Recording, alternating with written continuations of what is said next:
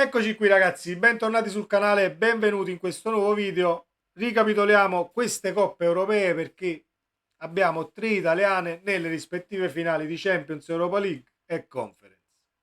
Un risultato inaspettato sicuramente per il calcio italiano, vista anche l'annata che ci ha visti non protagonisti nel mondiale in Qatar perché non ci siamo proprio andati. Un piccolo riscatto da questo punto di vista ci fa bene al calcio italiano, e non sono d'accordo con alcuni giornalisti che dicono sì, vabbè, ma non riscatta sicuramente il calcio italiano, non riduce sicuramente il gap con gli altri campionati.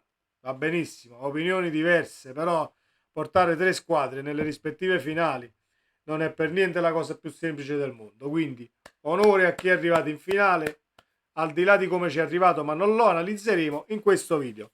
Prima di cominciare ragazzi vi invito come sempre ad iscrivervi al canale se non l'avete ancora fatto, attivate la campanella delle notifiche così restate aggiornati sui contenuti e mettete un bel like a questo video perché il mio umore stamattina non è dei migliori, visto alcune notizie che sono uscite e sembrano quasi decisive e determinanti su Spalletti, ma ne parleremo in un altro video, quindi attivate la campanella così restate aggiornati sui contenuti. Quando carico vi arriva la notifica e siamo tutti più contenti. Andiamo ad analizzare per prima Leverkusen Roma, perché partita molto semplice, è successo praticamente pochissimo dal punto di vista del gioco della Roma.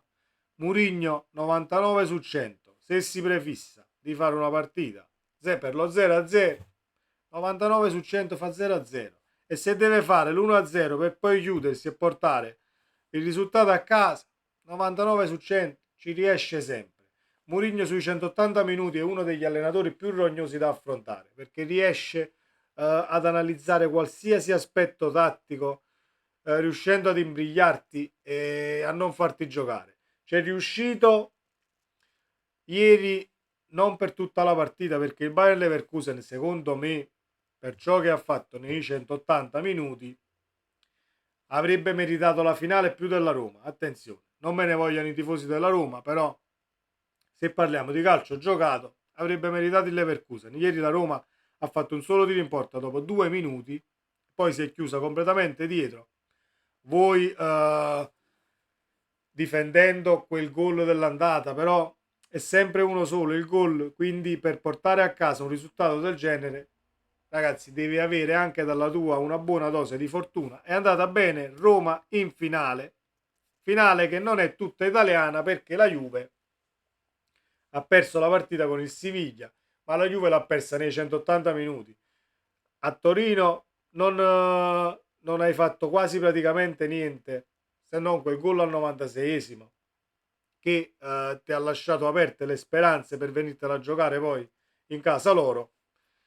Stadio bellissimo, stadio tutto rosso, Siviglia che non si è snaturato e ha dominato in lungo e in largo il gioco per tutta la partita, anche se è stata molto più divertente la partita della Juve che quella della Roma, perché la Juve ha creato anche occasioni da rete, si è spinta in avanti, non riuscendo a essere decisiva perché ieri sono mancati soprattutto Rabiot e Di Maria dal punto di vista tecnico. Alcuni passaggi in contropiedi lanciati sono stati sbagliati e non si è potuto poi arrivare ad un'azione pericolosa. Rabiot si è mangiato il gol davanti alla porta e da lui ci si aspetta ovviamente che quella palla con quel tiro incrociato di sinistro la butti dentro. E poi sì, la Juve è andata in vantaggio con il gol di Vlahovic, ragazzi, però il gol di Vlahovic è frutto di 4 rimpalli a favore. Poi sì, ti presenti davanti al portiere, freddezza la butti dentro, però hai sempre vinto 4 rimpalli, quindi fortunoso l'andazzo dell'azione, non il gol. Poi ovviamente è arrivato il grandissimo gol di Suso a pareggiare e la Mela che ha portato il Siviglia in vantaggio. Siviglia che strameritatamente raggiunge la finale perché nei 180 minuti ha giocato molto meglio, ha creato molte più occasioni, ha voluto questa finale a tutti i costi. Squadra da Europa League, lo dice ovviamente il palmarès e lo dice l'andazzo degli ultimi anni. L'unico neo è l'espulsione di Acugna che non doveva esserci perché poi l'arbitro si è visto che non aveva dimenticato praticamente che Acugna era ammonito, l'ha ammonito per il ritardo di quel fallo laterale perché poi tutta la partita si stava prolungando su azioni che azioni di ritardo, un fallo stai a terra 10 minuti, un fallo laterale ci vogliono 20 minuti per batterlo. Capisco anche la frustrazione dell'arbitro nel voler dare un segnale, però poi è uscito fuori che si era completamente dimenticato che Acugna era ammonito perché lui ammonisce e poi non tira fuori il rosso, voleva far ripartire l'azione e viene comunque segnalato dal VAR e dal quarto uomo, credo, che Acugna era ammonito, quindi espulsione, non ci sarà Acugna nella finale contro la Roma, però è un Siviglia che può dire la sua anche in questa finale d'Europa League. La Juve purtroppo esce, ma lo ripeto, sei uscita nella totalità dei 180 minuti perché il Siviglia ha creato più di te, senza se e senza ma. Onore a questa Viola che poteva stare avanti di 4 reti già nei 90 minuti perché ha creato tantissimo la Fiorentina. Poi la partita è arrivata ai supplementari ed è arrivato questo 3-1 a 30 secondi dalla fine, liberatorio perché per ciò che aveva creato la Fiorentina ieri e non avendo sfruttato le occasioni sarebbe stata una beffa difficile da metabolizzare perché hai creato tantissimo, perché sei andato lì a viso aperto, ma la Fiorentina non c'erano dubbi che andava lì e metteva sotto il Basilea.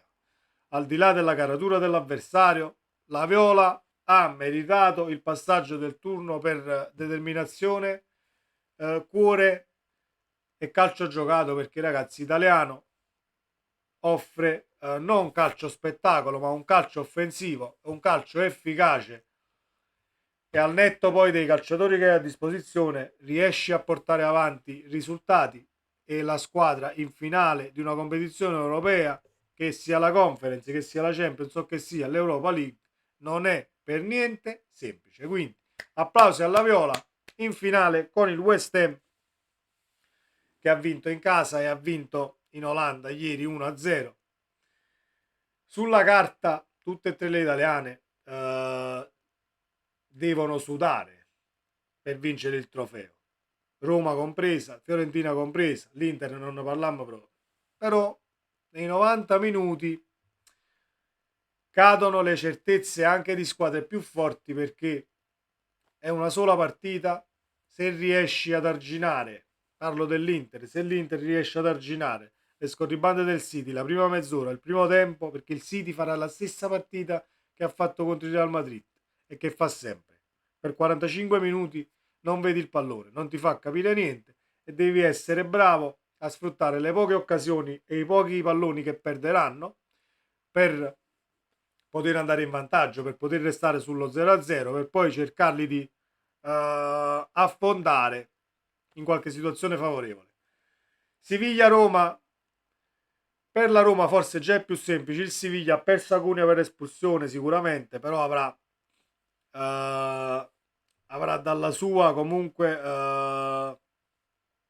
l'essere abituati, perché Siviglia negli ultimi anni è abituato a fare queste finali di Europa League, quindi la Roma dovrà giocare diversamente da come ha fatto nei 180 minuti perché nei 90 minuti il pallone lo devi buttare dentro, altrimenti non la vinci la partita, quindi non ti potrai presentare con 10 uomini dietro la linea del pallone perché vuoi o non vuoi ti è andata bene con il Leverkusen, il Siviglia vuoi o non vuoi prima o poi te la butta dentro e rischi di non vincere il trofeo.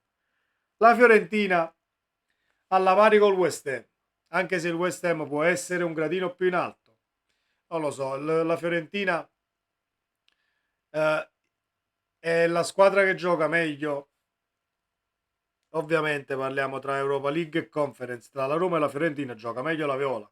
Non metto l'Inter perché l'Inter a livello di rosa e a livello di efficacia di risultati si parla chiaro, quindi la Fiorentina può dire la sua in questa Conference League. sperando di portare a casa almeno 2 trofei su 3. Poi se li portiamo a casa tutti e 3 sarebbe proprio l'apoteosi, l'apoteosi italo-europea. Però non ci sono favoriti, i favoriti sono sulla carta. Però a livello di calcio giocato e poi la partita che si dovrà affrontare, si vanno ad annullare questi valori che possono essere sfasati tra una e l'altra squadra. Vedremo poi come andrà a finire. Io credo che se la possano giocare tutte e tre, Inter compresa, perché è una partita sui 90 minuti. Se si riesce ad arginare il City nei primi 45 minuti, si può dire la propria. Si spera di non prendere tantissimi gol e goleade, perché contro squadre del genere può anche finire malissimo, ma l'Inter è in condizioni fisiche ottime, in condizioni psichiche ancora meglio, quindi hai tutti i calciatori disponibili. Spero che li avrai tutti i calciatori disponibili, perché la finale è tra 3 settimane. Vedremo come andrà a finire. Per il momento un applauso a tutte le squadre italiane che sono arrivate a queste finali. Questo era questo recap totale per le coppe e per le nostre italiane che hanno raggiunto il massimo obiettivo, che poi vincerla sarebbe un in più secondo me, perché già essere arrivati alla finale della competizione è già tanta roba, visto che nessuno ci avrebbe scommesso un euro né sull'Inter né sulla Roma né tantomeno sulla Fiorentina. Detto questo, ragazzi, sempre Forza Napoli, non dimenticatevi di iscrivervi al canale, ci vediamo nel prossimo video.